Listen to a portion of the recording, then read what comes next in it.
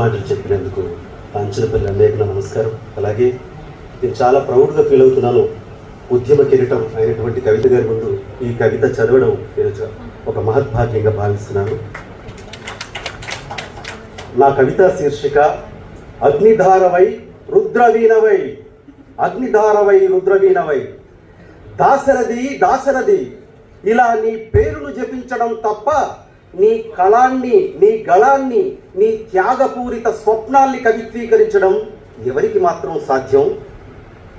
నీ కవిత బగబగమండే సూర్యగోళం, నీ నడత దగదగలాడే శిల్పకళా కౌశలం, నీ హృదయం మానవతకు దారి చూపే కల్పవృక్షం, నీ దృక్పథం అన్నార్తుల చితిమంటలను ఆర్పే అజ్ఞాత కరస్పర్శ, నీ పదం వేదనాదాల ప్రబోధం, నీ గీతం తిమిర సంహార ప్రభంజనం,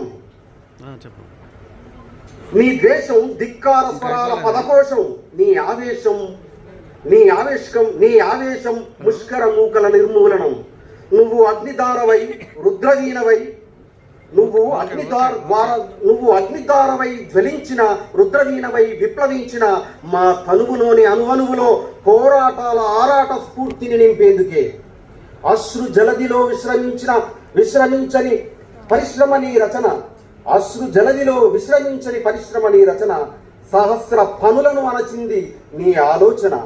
చిమ్మిన గరళాన్ని కంటాన బిగబట్టి నమ్మిన సిద్ధాంతానికి అమృతం తాకిన త్యాగశీలి. కుళ్ళిన అవినీతి సమాజ బురదలో విలువల కలువలను పూయించిన తోటమాలివి.